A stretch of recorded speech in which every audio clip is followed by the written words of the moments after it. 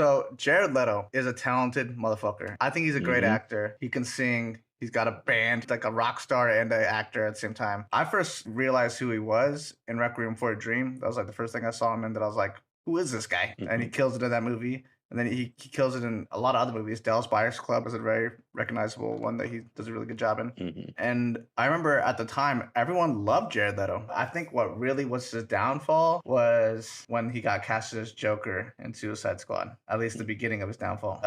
Yeah. Nobody really liked that version of Joker. And honestly, I don't think it's his fault. I think first Suicide Squad movie is not that great. And it was poorly It's written. not. If the whole movie's poorly written, I'm sure the characters are also poorly written. So I think the Joker was just poorly written and he got handed a shit deal pretty much. And he just did his best to do what was his job. And then on top of that, I don't know if he's always done this or starting with the Joker, he started doing method acting. I feel like he was like trying to be like Heath Ledger. Like Heath Ledger was Yeah. trying to get into a mental like psyche to understand his character. Whereas like Yeah. Jared Leto apparently was just like sending dead rats to people. Yeah. He's just being weird. Like, whoa, I'm crazy, bro. Like, here's a dead rat. Like what the fuck is that, dude? That's not method acting. And I think that's another thing too, is that when actors are that good at acting and they say their method or whatever, it almost adds to their mythos. Yeah. Oh, he's method now. Like he's an insane actor. So Yeah. I think he was trying to like add to his mythos so that he can hype up this Joker character he was playing. But the Joker character he was playing was Yeah. shit, so it didn't do well.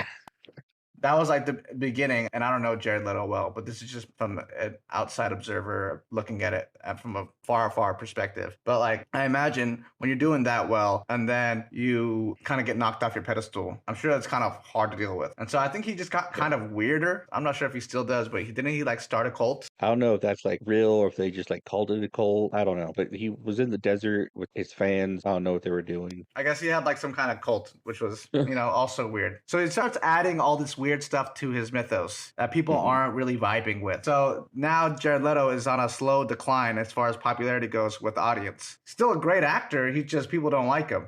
And Yeah. then he gets Morbius, and Morbius doesn't do well. And so now everyone's like, oh, this guy stinks.